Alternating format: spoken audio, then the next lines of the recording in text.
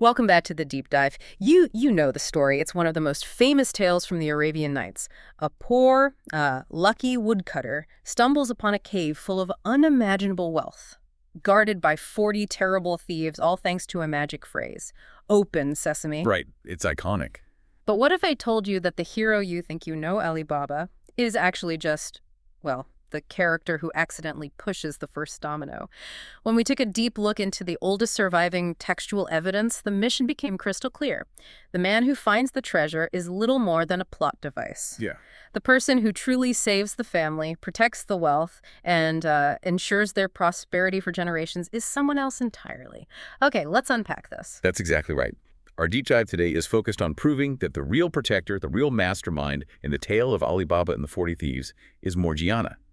We're going to show you, using specifics from the source material, why her intelligence is the only reason this story has a happy ending. And we have to start with the foundational contrast, right? Set in the golden age of Baghdad. The sources, they deliberately set up these two brothers. You have Qasim, who's already rich, but he's stingy, grasping, just consumed by status. And then there's Ali Baba, the poor woodcutter. The sources really emphasize that he is content, honest, and kind.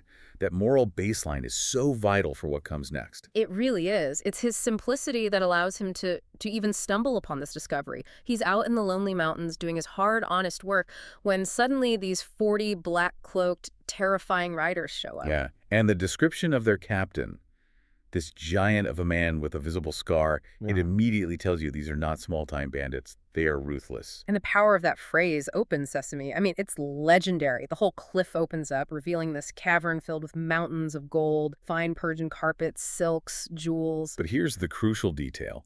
This is what defines Ali Baba's character, and frankly, highlights his shortcomings as a heroic figure. When the thieves leave, he enters the cave himself.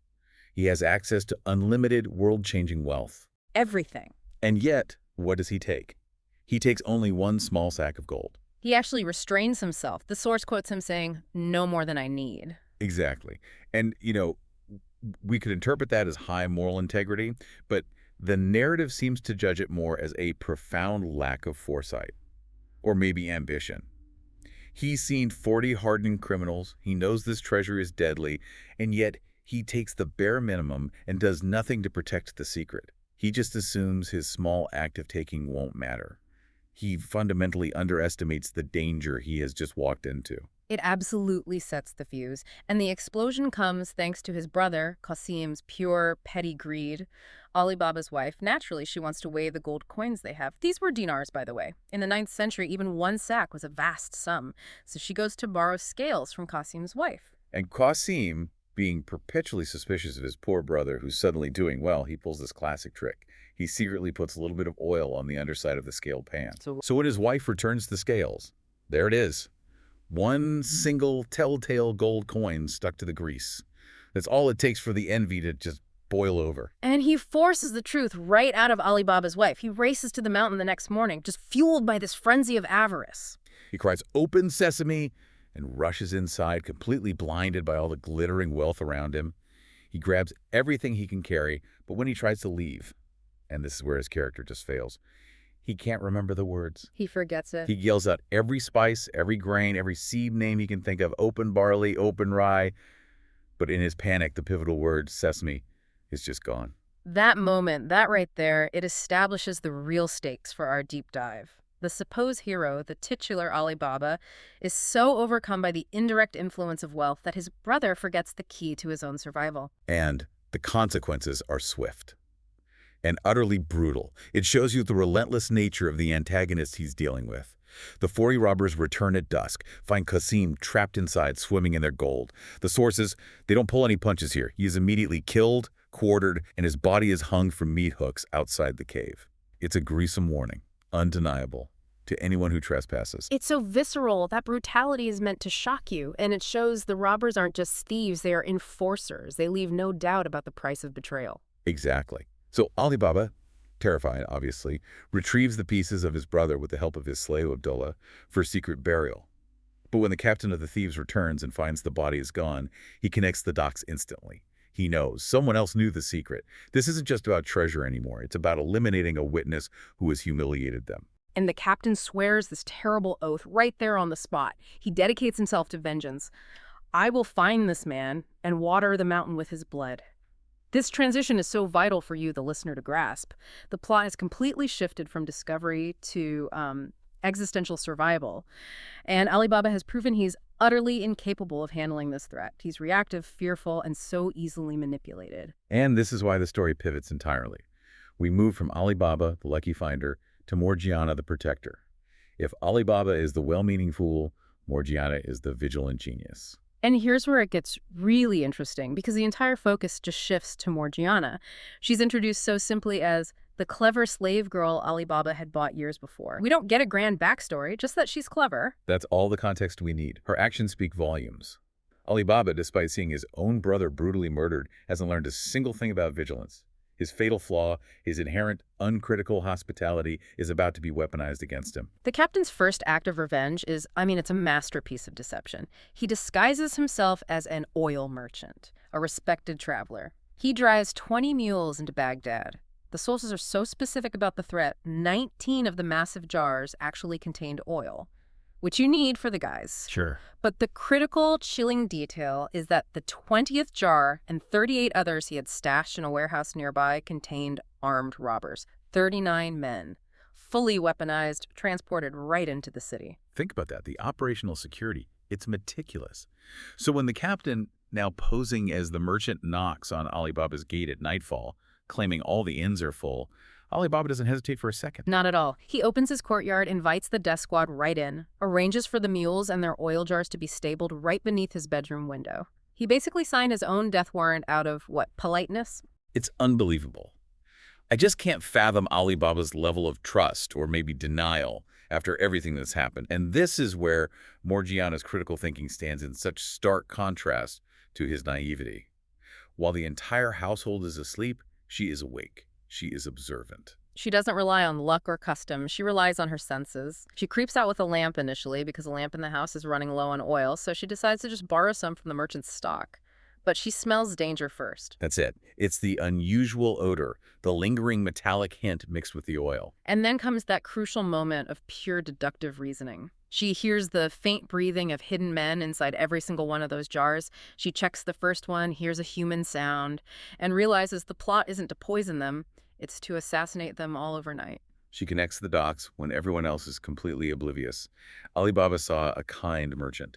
Morgiana saw a discrepancy in the setup. She recognized the smell of danger and deduced the hidden personnel. She realizes that any hesitation, any attempt to wake Alibaba and explain would give away her discovery and seal their doom. What's fascinating here is the speed and the ruthlessness of her counterattack. This isn't a defensive measure. It's a proactive obliteration of the threat. She moves without a single sound. She goes right to the kitchen, heats a huge cauldron of oil, not a frying pan, a massive vat, until the sources describe it as boiling like the mouth of hell. And you have to consider the sheer physical labor involved. She is a single woman quietly hauling this cauldron of boiling oil through the courtyard, jar by jar, mule by mule, in complete darkness under intense pressure. This is a feat of strength and nerves. An incredible feat. One by one, she pours the scalding oil over the 39 robbers hidden inside. The outcome is silent, sudden, and total. The sources note not one cried out. She eliminated the entire threat, 39 armed men, before they could even draw their blades. So in the morning, the captain, finding only corpses when he goes to wake his men, is described as fleeing Baghdad, white with terror. He was neutralized, not by an army or a guard, but by the vigilance of one person. This is the definition of true heroism, the single act of intelligence and decisiveness that protects all the acquired wealth. If Morgiana had failed here, the story would have ended immediately with the death of Alibaba and his entire family. The treasure, found by luck, was kept by cunning. It's a remarkable illustration of how the sharp mind of a perceived subordinate saves the life of the oblivious master. But the story isn't over. The captain is the ultimate committed antagonist. He is incredibly persistent. Months pass. This gives her time to grieve his lost men, but not his objective. He returns to Baghdad using a completely different, much more respectable disguise, a wealthy silk merchant named Hassan. He moves into the city, establishes connections, and eventually manages to get invited to a grand feast hosted by Alibaba. And Alibaba, incredibly, invites the murderer who has already tried to kill him with an army in jars back into his home. His hospitality is truly boundless, but his capacity for memory or even pattern recognition is non-existent. He is blinded by social niceties. Morgiana, however, has not forgotten. She's performing her duties at the feast, watching this new, highly honored guest, and she instantly recognizes the killer. It's the scar, the faint line beneath the heavy turban that gives him away. Her attention to detail is absolute.